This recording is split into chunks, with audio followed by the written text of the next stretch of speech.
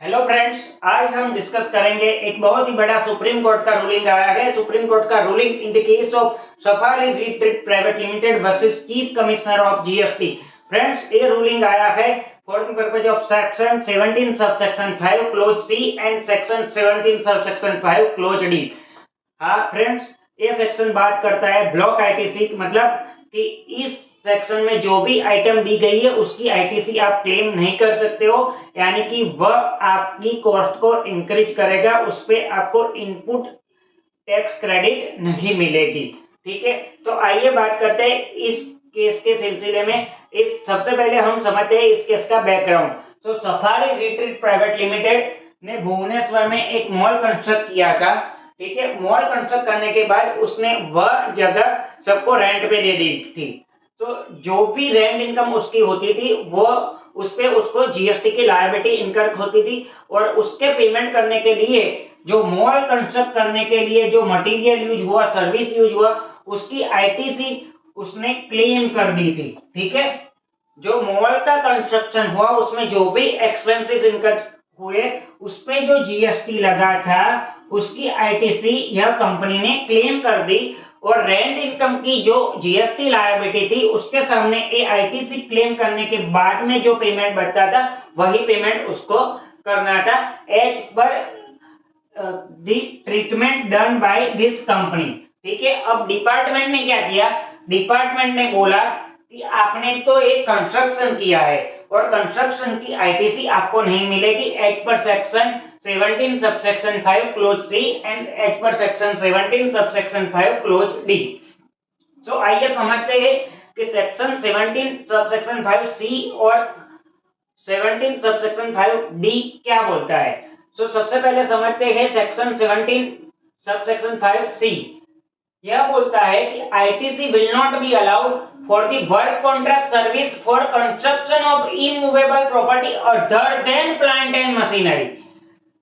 यहाँ पे एक चीज नोट कीजिए कि वर्क कॉन्ट्रैक्ट सर्विसेज की आईटीसी नहीं मिलेगी for the purpose of construction of immovable property, लेकिन यहाँ पे लिखा है other than plant and machinery. ठीक है, सो अगर कोई भी बंदा वर्क कॉन्ट्रैक्ट की सर्विस लेता है तो उसको उसकी आईटीसी नहीं मिलेगी, लेकिन अगर वो प्लांट एंड मशीनरी के रिलेटेड है तो उसको उसकी आईटीसी मिलेगी। यहाँ पे एक एक्सेप्शन लिया है कि if it is a input service for further work contract, मतलब कि ए ने बी को वर्क कॉन्ट्रैक्ट की सर्विस दी और बी ने सी को वर्क कॉन्ट्रैक्ट की सर्विस दी, और सी आगे सेल आउट कर देता है, मतलब सी आगे डी को सेल आउट करता है, यहाँ पे वर्क कॉन्ट्रैक्ट सर्विस नहीं है, तो ए जो बी को सप्लाई करता है वर्क कॉन्ट्रैक्ट सर्विस, तो बी के लिए इनपुट हो गया।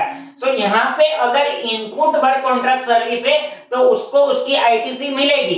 ठीक है, लेकिन इस केस में क्या है कि ये तो सिर्फ कंस्ट्रक्शन हुआ और उसके बाद उसने रेंट पे दे दिया, तो यहाँ पे work contract service is not input service for further work contract. ठीक है, फर्दर वर्क कॉन्ट्रैक्ट कंपलसरी है for the purpose of claiming the ITC as per section 16 for read with section 17 subsection 5 clause c. So यहाँ पे क्या बोल रहा है section 17 subsection 5 clause c, work contract service for construction of immovable property other than plant and machinery. मतलब अगर आप plant and machinery के अलावा किसी भी चीज का वर्क कॉन्ट्रैक्ट सर्विसेज की आईटीसी आप क्लेम नहीं कर सकते हो। Next thing is section 17 subsection 5 clause D.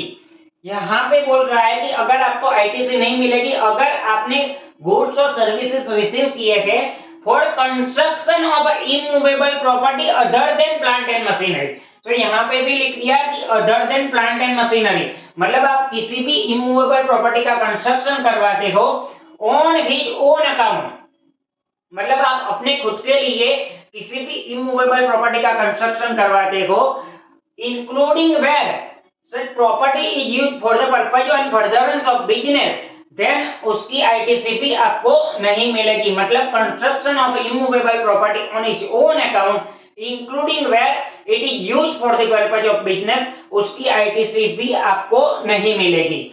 अब बात करते हैं सुप्रीम कोर्ट और उड़ीसा हाई कोर्ट ने इस केस में क्या बोला। Read with this two section.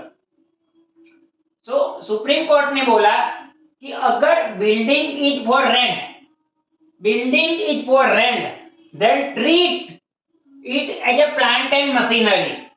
Understand, यहाँ दोनों भी सेक्शन में लिखा है other than plant and machinery, मतलब आपको आईटीसी प्लांट एंड मशीनरी अगर ट्रेड करते हो तो आपको इसकी आईटीसी मिलेगी। ठीक है, दोनों ही सब क्लोज में लिखा हुआ है other than plant and machinery, मगर अगर आपने प्लांट एंड मशीनरी ट्रीट कर दिया तो आपको उसकी आईटीसी मिल सकती है as per supreme court ruling.